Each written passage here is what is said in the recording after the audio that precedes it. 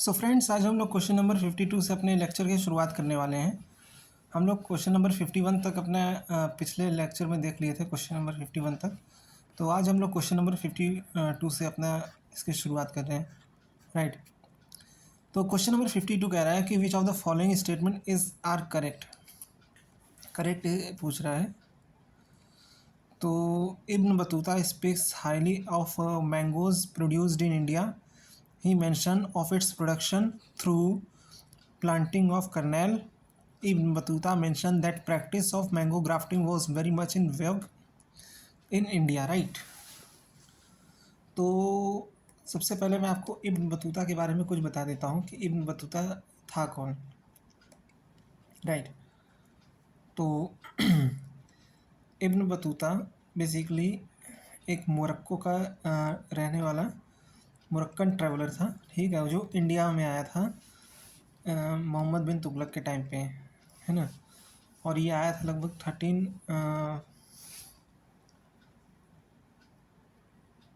1336 के 40 के बीच में आया था। ये इसके बारे में कहा जाता है कि ये जो बंदा था ये काफ़ी वक्त तक दिल्ली का काजी भी बना था, दिल्ली का काजी था ये। और ये जो था इसने जो किताब लिखी है जिसमें ये सारी चीज़ें लिखता है, उस किताब का नाम है अल रेला।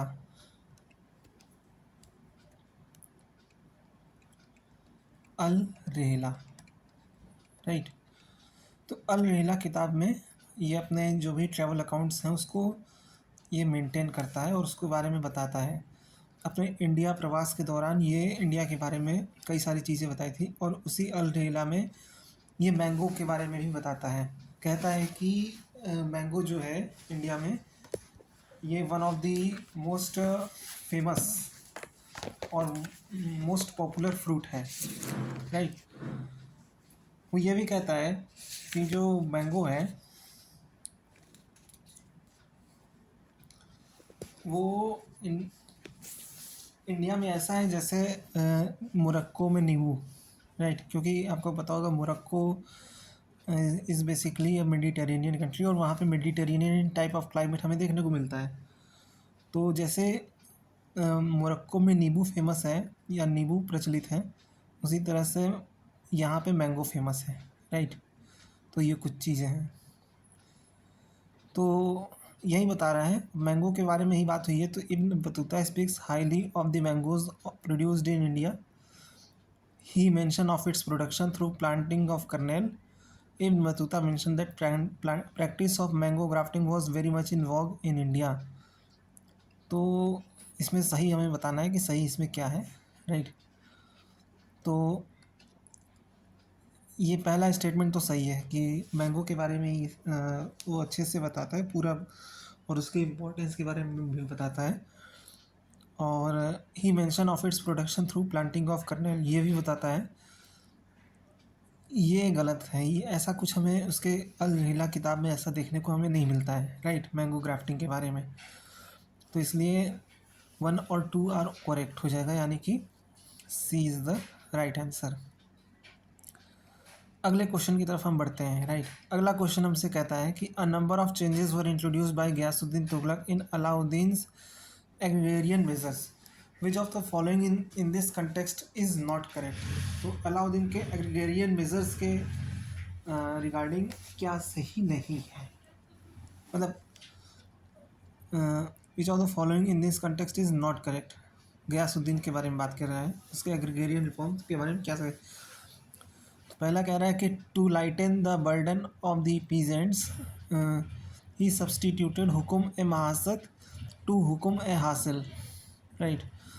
दूसरा है Ghiyasuddin did not believe in Alauddin's principle of levelling down the village heads to the rank of ordinary peasant and restored their perquisites. He exempted their cultivation and pasturage from assessment. He also continued and encouraged the practice of farming of land revenues. तो सही बताना है कि इसमें क्या है, इस मतलब गयासुद्दीन तुगलक का जो लैंड रिफॉर्म क्या नहीं था, राइट। तो सबसे पहले तो ये है कि the reign of Alauddin Khilji is known for his effort of consolidating and on empire military and administratively and economically. मतलब अलाउद्दीन खिलजी का जो रेन माना जाता है, ये कहा जाता है कि इसका जो रेन था वो एम्पायर को कंसोलिडेट किया, राइट, मिलिटरीली, एडमिनिस्ट्रेटिवली और इकोनॉमिकली। यानी कि फौजी स्तर पे, प्रशासनिक स्तर पे और आर्थिक स्तर पे अलाउद्दीन खिलजी ने अपने एम्पायर को कंसोलिडेट किया। Alauddin's measure increase the demand of state and reduced interference of intermediaries. तो अलाउद्दीन के जो सुधार थे वो बेसिकली जो दलाल टाइप के बीच वाले मटेरियल टाइप के होते थे, जो दलाली करते थे, तो इंटरमीडियरीज को एलिमिनेट करने का काम अलाउद्दीन खिलजी के मेजर में हमें प्रमुखता से देखने को मिलता है। ठीक। ही कैंसल्ड लैंड असाइनमेंट, खूत मुकद्दम चौधरीज हैड टू पे टैक्सेस, राइट। खूत मुकद्दम चौधरी जितने भी टाइप के इस प्रकार के लोग होते थे तो उन्हें टैक्स देना पड़ता था।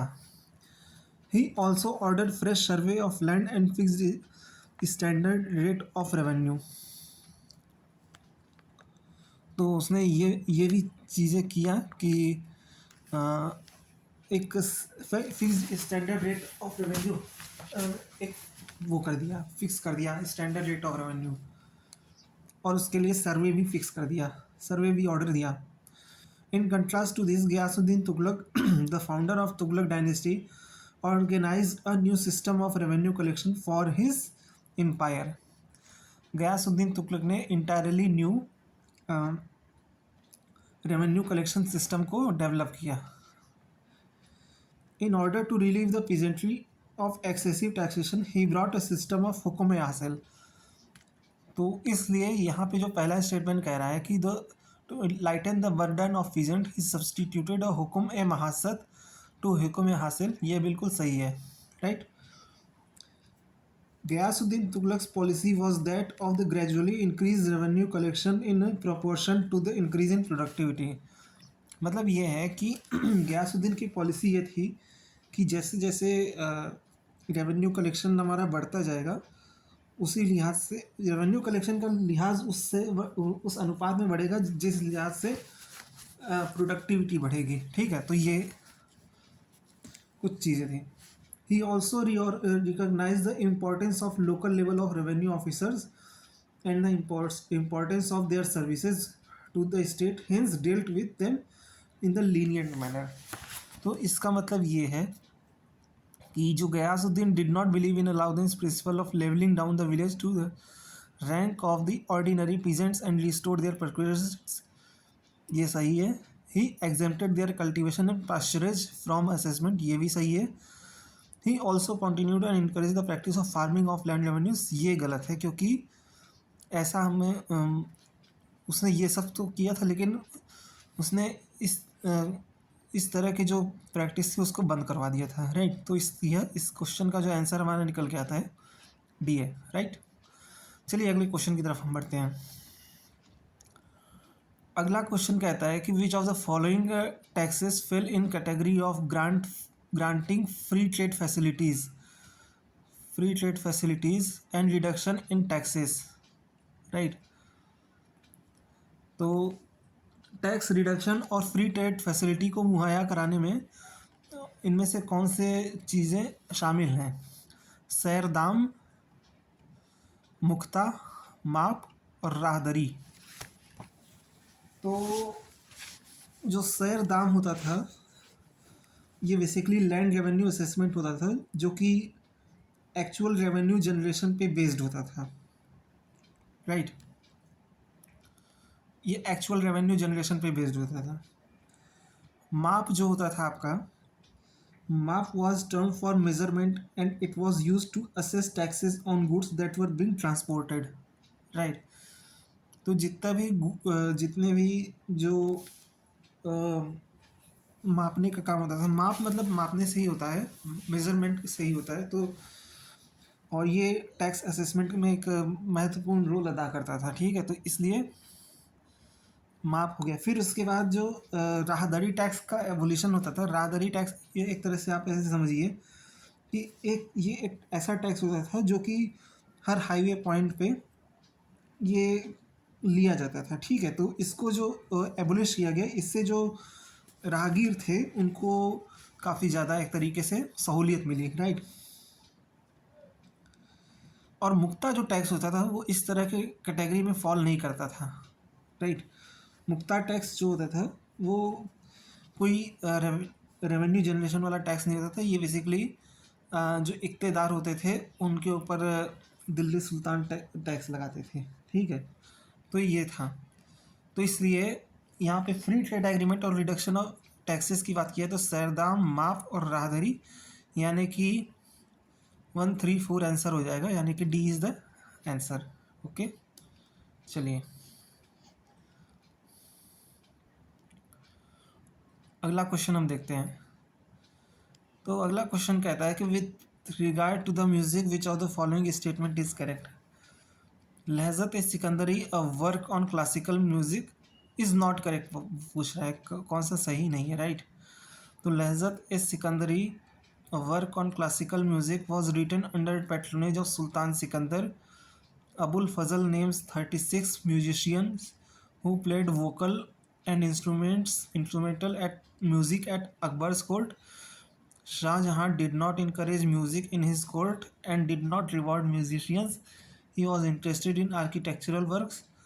For the first 10 years of his reign, Aurangzeb generously rewarded his musicians and appeared to be devotee of music.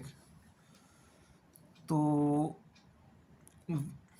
अगर कोई भी जिसे पता नहीं होगा या जिसे सामान्य नॉलेज होगी वो कहेगा कि अगर नॉट करेक्ट कहा है यानी गलत कहा है तो वो देखते ही डी लगा देगा।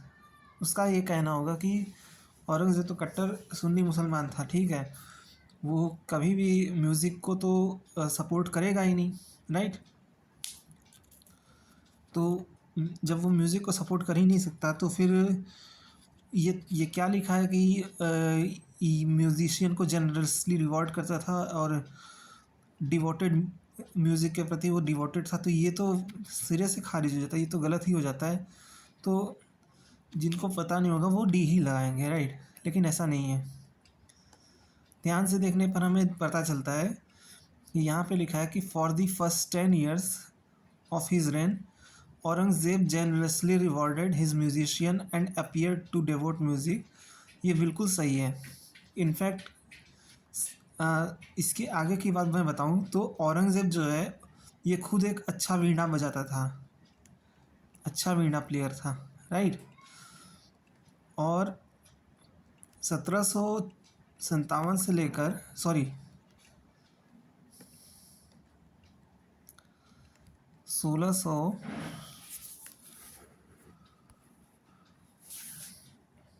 आई एम सॉरी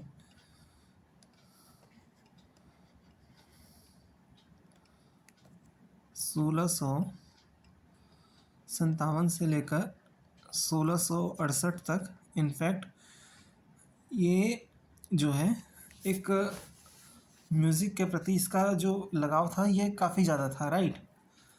तो इसलिए ये स्टेटमेंट बिल्कुल सही है। फिर कुछ लोगों को ये भी डाउट हो सकता है कि सिकंदर लोदी कहाँ से फिर इसका आंसर हो सकता है, तो वो लोग ये इसको भी लगा सकते हैं सही। तो ये भी गलत है क्योंकि जो लहज़त ए सिकंदरी जो किताब है ये बेसिकली सिकंदर लोदी के टाइम पे लिखी गई थी। और ये 16th सेंचुरी का अगर मैं बताऊँ इसके बारे में तो लहज़त ए सिकंदरी बेसिकली ये अगर आपको इंडियन क्लासिकल म्यूज़िक के हिस्ट्री के बारे में आपको जानना है तो ये एक बहुत ही महत्वपूर्ण किताब है, ठीक है। और इस किताब को लिखा था नाजिम अहमद ने। इस किताब को जो लिखा था नाजिम अहमद ने लिखा था।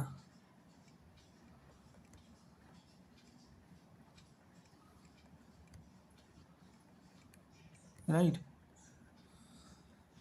और इसे सिकंदर लोदी ने पूरी तरह से पेट्रोनाइज किया था। बाकी अबुल फज़ल जो था, ये अबुल फज़ल ने जो कहा था बिल्कुल सही है। तो इसलिए जो हमारा सही जो इसलिए ये तो सही हो जाता है। राइट, मतलब ये सही स्टेटमेंट है। सही स्टेटमेंट फिर ये भी है। राइट, और सही स्टेटमेंट ये भी है। ये गलत है। ये गलत इसलिए है, सी वाला स्टेटमेंट गलत इसलिए है क्योंकि ये थोड़ा सा निगेटिव सेंस में आ रहा है। राइट, क्योंकि Shahjahan did not encourage music in his court and did not reward the musician, he was interested in architectural work. ये बात सच है कि वो उसे आर्किटेक्चर में काफ़ी ज़्यादा रुचि थी, लेकिन इसका मतलब ये नहीं था कि उसने म्यूज़िक को इनकरेज नहीं किया। तो ये स्टेटमेंट गलत हो जाता है। तो इसलिए इसका आंसर हमारा जो है हो जाता है सी। ठीक है, तो इसलिए इसका आंसर हमारा जो निकल के आता है वो है सी। राइट, क्योंकि नॉट करेक्ट पूछा था तो नॉट करेक्ट हमारा सी ही है। चलिए नेक्स्ट क्वेश्चन की बात करते हैं। नेक्स्ट क्वेश्चन ये कहता है कि he was the founder of Rishi Silsila in Kashmir. तो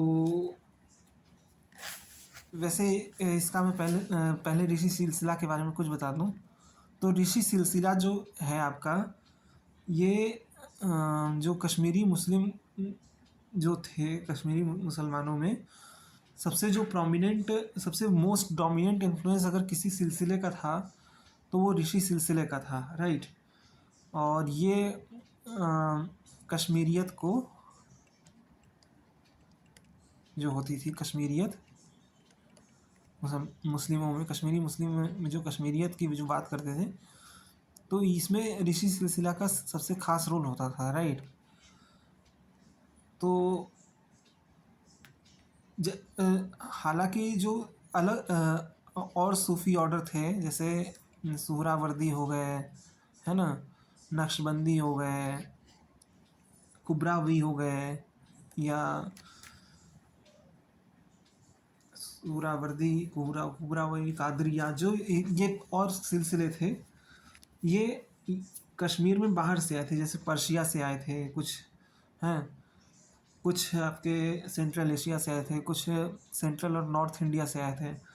लेकिन जो ऋषि सिलसिला है ये आपका इंडिजिनियसली वैली में डेवलप्ड हुआ था, कश्मीर वैली में, और इसलिए ये कश्मीर वैली का एक इंडिजिनियसली डेवलप्ड सूफी सिलसिला था। ठीक है,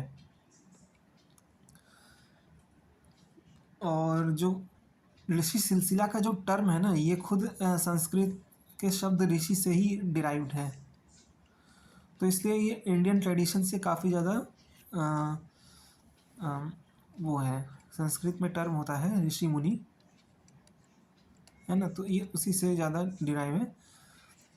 तो ये बेसिकली एक तरीके से इंडियन ट्रेडिशन को शो करता है ये सिलसिला। और ऋषि सिलसिला के जो फाउंडर थे वो थे शेख नूरुद्दीन। तो इसलिए इसका आंसर जो हमें निकल के आता है शेख नूरुद्दीन, इसका आंसर हमारा हो जाता है। राइट, तो अगले क्वेश्चन की तरफ हम बढ़ते हैं जो कि है, Shahjahan was the first Mughal emperor who introduced a new standard, namely Mahi Maratib. It was considered the highest honor. It was considered the highest honor, conferred on a person. Which of the Indian rulers used to award this before Shah Jahan? Arab rulers of Sindh, Sultans of Delhi, Surs of Delhi, और sultans of Malwa. ठीक है, तो माह मरातिब क्या होता था? Mah Maratib basically was a gilded copper fish standard, right. ये एक तरीके का तांबे का मछली था, और ये जो मुगल एम्पायर में हाईएस्ट सिंबल ऑफ ऑनर इसको माना जाता था।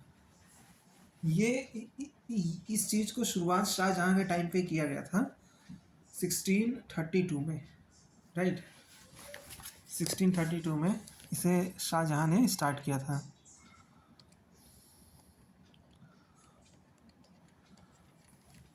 और ये जो था बेसिकली ये उन्हीं लोगों को अवार्ड दिया जाता था जो कि मुग़ल साम्राज्य के लिए सबसे ज़्यादा इम्पॉर्टेंट और लॉयल वैसाल होते थे, राइट।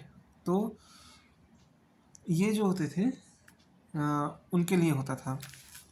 फिर इस माही मतारिब ऐसा नहीं था कि ये शाहजहाँ ने पहली बार शुरू किया था, राइट। ये माह मरातिब या माह मतारिब जो भी है, ये बेसिकली आपका एक कॉन्टिन्यूएशन है जिसे दिल्ली के सुल्तानों ने पहले शुरू किया था, और इस प्रथा को उन्होंने ही स्थापित किया था। तो इसका हमारा आंसर निकल के भी आता है। तो जो माह मरातिब था दिल्ली सल्तनत के टाइम पे इसे माह तरकश कहा जाता था, माह तरकश कहा जाता था, राइट।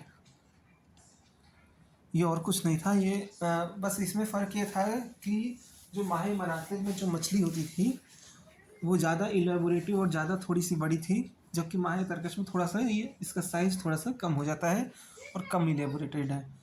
तो यही बस फ़र्क है, ज़्यादा कुछ फ़र्क हमें नज़र नहीं आता है, राइट। तो इसलिए इसका हमारा सही आंसर जो हमारा निकल के आता है वो बी है, यानी सुल्तान्स ऑफ दिल्ली। फिर अगले क्वेश्चन की तरफ देखते हैं। तो who built the Sahibabad garden in Shahjahanabad which was use as a sarai for rich merchants, ठीक है। तो साहिबाबाद गार्डन किसने बनवाया था, जो शाहजहानाबाद में है। एक है नूरजहाँ, रोशन आरा बेगम, जहान आरा बेगम और जीनतुन्निसा, ठीक है। तो ये मुग़ल टाइम पीरियड की काफ़ी प्रभावशाली महिलाएं थीं, राइट। तो सबसे पहले बारी बारी से सबको हम डील करते हैं और फिर इस क्वेश्चन के बारे में और इस क्वेश्चन के जो आंसर है उसके बारे में हम बताते हैं। तो पहला है नूरजहाँ। नूरजहाँ बेसिकली आपके मुग़ल बादशाह जहांगीर जो था उनकी पत्नी थी, ठीक है। ये बेसिकली 1612 टू बी प्रिसाइज अगर बात करें तो 1612 के आसपास से ये पॉलिटिक्स में एक्टिव हुई थी। और जब ये जैसे जैसे ये पॉलिटिक्स में एक्टिव होती गई वैसे वैसे जहांगीर जो है पॉलिटिक्स से इतना ज़्यादा हमें उसका इन्फ्लुएंस देखने को नहीं मिलता है। यानी कि ये मुग़ल एम्पायर की सबसे पावरफुल इम्प्रेस कंसीडर की जाती हैं, और इनके बारे में कहा जाता है कि इन्होंने जो है ना अपने जो पावर के दम पर अपना अलग ही सिक्का इन्होंने चलवा रखा था। तो एक तो ये था। इनका एक काफ़ी फेमस रिश्तेदार था, रिश्तेदार क्या भाई था एक्चुअली, उसका नाम था आसफ़ खान। आसफ़ खान और कोई नहीं था, ये बेसिकली शाहजहाँ का ससुर था, ठीक है। और ये इसकी बेटी का नाम था मुमताज़, जो कि शाहजहाँ की पत्नी थी। तो इसलिए इस तरह से देखा जाए तो नूरजहाँ जो है एक तरह से शाहजहाँ की रिश्तेदार कंसीडर की जाती हैं। मतलब शाहजहाँ की जो पत्नी थी उसके एक तरह से बुआ थी। तो ऐसे देखा जाए तो इसमें हमें ऐसे लेकिन शाहजहाँ जो था वो क्या था इनका समझ में नहीं आता है मुझे। तो फ़िलहाल ये आसफ़ खान इनका भाई था और इनकी माता जी का नाम था असमत बेगम। असमत बेगम इनकी माता जी के बारे में कहा जाता है कि जो भारत में इत्र बनाने की जो परंपरा चली है ना, इत्र, गुलाब का इत्र हो गया या और फूलों के इत्र हो गए, तो भारत में जो इत्र बनाने की प्रथा जो शुरुआत किया था वो इनकी माताजी यानी असमत बेगम ने शुरू किया था। तो ये कुछ नूरजहाँ से रिलेटेड इम्पॉर्टेंट फैक्ट्स थे, ठीक है। फिर दूसरी जो प्रमुख महिला हैं ये है रोशन आरा बेगम। रोशन आरा बेगम बेसिकली औरंगज़ेब के सबसे बड़ी समर्थक मानी जाती हैं, राइट। ये शाहजहाँ की बेटी थी और ये औरंगज़ेब की सबसे मतलब मेन सपोर्टर मानी जाती हैं। औरंगज़ेब के पॉलिटिक्स को काफ़ी ज़्यादा ही सपोर्ट करती थी और इनका ये मानना था कि औरंगज़ेब के साथ शाहजहाँ ने काफ़ी ज़्यादा नाइंसाफ़ी की है, तो उसे उसका योग्यता के हिसाब से उसका अधिकार मिलना चाहिए। तो ये रोशन आरा बेगम ये हो गई। फिर आती हैं जहान आरा बेगम। जहान आरा बेगम ये आपके दारा शिकोह की फेवरेट थी, ठीक है, मतलब दारा शिकोह को सपोर्ट करने वाली थी, दारा को सपोर्ट करने वाली थी, ये औरंगज़ेब को सपोर्ट करने वाली थी, ठीक है। इनके बारे में कहा जाता है कि ये काफ़ी कला प्रेमी थी और इनको आर्किटेक्चर से काफ़ी ज़्यादा मतलब एक तरह से कई तरीके का आर्किटेक्चर इनको पसंद था। अपनी बेटी ये भी शाहजहाँ की बेटी थी और ये शाहजहाँ की सबसे प्यारी बेटी थी, मतलब सबसे प्रिय बेटी थी, ठीक है। तो शाहजहाँ इन्हें सबसे ज़्यादा प्यार करता था तो और चूँकि ये दारा शिकोह को सपोर्ट करती थी तो इसलिए शाहजहाँ इन्हें बहुत पसंद करता था, ठीक है। और चौथी है Zinatunnisa. Zinatunnisa is basically she is the daughter of Aurangzeb. ये औरंगज़ेब की बेटी थी, ठीक है। औरंगज़ेब की बेटी थी जीनत-उन-निसा और औरंगज़ेब के बुढ़ापे में जीनत-उन-निसा ने काफ़ी ज़्यादा इसको सहारा दिया था, ठीक है। तो बस ये इनका सीन है। तो अब इस क्वेश्चन पे आते हैं। तो कह रहा है कि who build the Sahibabad garden in Shahjahanabad which was used as a sarai for rich merchant. मैंने अभी आपको बताया कि जहान आरा बेगम जो थी उन्हें आर्किटेक्चर से काफ़ी ज़्यादा लगाव था, ठीक है। तो इसलिए इस क्वेश्चन का जो आंसर है जहान आरा बेगम है। फिर साहिबाबाद जो गार्डन है इसके बारे में थोड़ा सा मैं और बता देता हूँ कि साहिबाबाद गार्डन आपको बेसिकली आपको जो है, खैर इस समय तो इसका वजूद मिट चुका है, लेकिन कुछ इसके अवशेष ही बचे हैं जो कि हमें दिल्ली के चांदनी चौक में, अगर आपने गए होंगे कभी, तो दिल्ली का जो चांदनी चौक है काफ़ी मशहूर है, वहाँ पे वहीं पे इन्होंने ये शहर बसाया था, ठीक है। शहर क्या था, ये एक गार्डन था वहाँ पे, ये चारबाग स्टाइल का गार्डन था, राइट। और ये जो गार्डन बेसिकली था हमें देखने को मिलता है, ये इसमें कई सारे नहरों का जैसा कहते हैं और कैनाल्स का हमें देखने को मिलता है। एक कैनाल्स का एक तरीके से हमें जाल देखने को यहाँ पे हमें देखने को मिलता है। तो लश ग्रीनरी हमें यहाँ पे इस गार्डन में देखने को मिलती थी। हालांकि इस समय ये रूइंड स्टेज पे है तो देखने को, लेकिन उसका ये शाहजहानाबाद का जो वर्ल्ड सिटी है उसमें हमें ये इसके कुछ रूइंस हमें देखने को मिलते हैं। तो ये इसका आंसर हमारा जो निकल के आता है 58 का सी है, राइट। अब अगला क्वेश्चन देखते हैं। Sufism began to turn pantheistically only when the ideas of Ibn al Arabi began to exert their influence first through the Persian poetry of Jalaluddin Rumi and Abdur Rahman Jami, and then through the endeavors with the India of Ashraf Jahangir Samnani early in the 15th century. About the same time, that the pantheism of Shankaracharya school of Vedanta was attaining increasing influence within the Brahmanical thoughts. From the following identify the Mughal emperor who was the first to recognize the thought. तो इस question का जो answer हमारा निकल के आता है सी है, राइट। इस क्वेश्चन का जो आंसर हमें निकल के आता है सी है। जो सूफीज़म के बारे में कहा जाता है, सूफीज़म सबसे पहले तो काफ़ी ज़्यादा इसमें लिखा है पैंथेस्टिकली मतलब था, और ये एक इस्लाम का एक ऐसा हमें रूप देखने को मिलता है जो कि काफ़ी ज़्यादा उदारवाद है, और ये बहुत हद तक हिंदू कल्चर से और हिंदुइज़्म से काफ़ी ज़्यादा प्रभावित है, ठीक है। तो ये कुछ सूफीज़म से रिलेटेड था। इन्होंने एक एलोबरेटेड मेथड डेवलप किया था जिसमें ज़िक्र का मेंशन है, यानी कि चैंटिंग ऑफ नाम, कंटेम्पलेशन, समा यानी सिंगिंग का, रक्स यानी डांसिंग का, और इसी तरह का। तो ये सारी चीज़ें जो इन्होंने सूफीज़म में लाई थी, तो ये हिंदुइज़्म से काफ़ी ज़्यादा इन्फ्लुएंस है, ठीक। फिर जहांगीर जो था वो पहला मुग़ल बादशाह था जो कि सूफीज़म को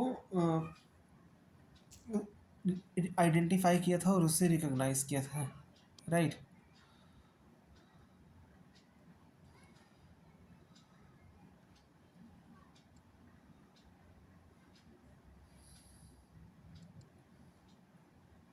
जहांगीर ऐसा पहला बादशाह था जो सूफीज़म को रिकॉग्नाइज़ किया था और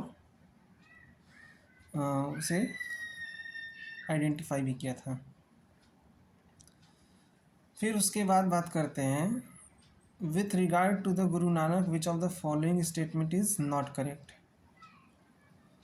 तो गुरु नानक के हिसाब से इसमें से क्या सही नहीं था, मतलब गुरु नानक के विषय में क्या सही नहीं है। तो पहला है कि when Nanak was 16, his parents arranged his marriage. Later he became the merchant and a merchant and a farmer. Bhai Mardana joined Guru Nanak and they become a lifelong friends. He traveled from Panipat to Assam visiting Hindu and Sufi pilgrimage centers. He went on to Sri Lanka but could not visit to Kashmir despite of keen desires. Right. तो क्या सही है, तो मतलब क्या सही नहीं है, राइट। तो इसमें जो गलत है हमें देखने को मिलता है वो है आपका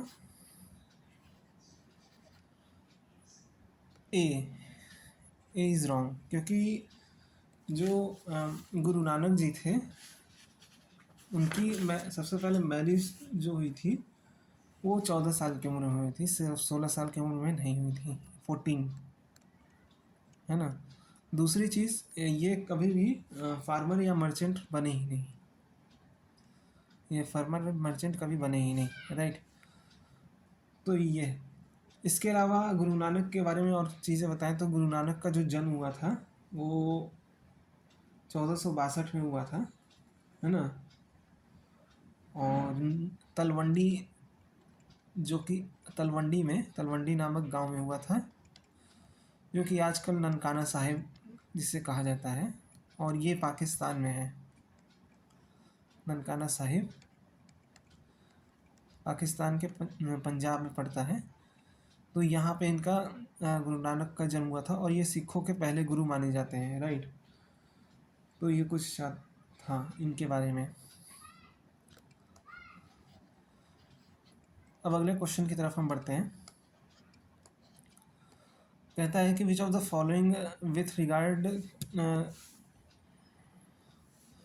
which of the following statements are correct with regard to Sikhism from 1750s onward?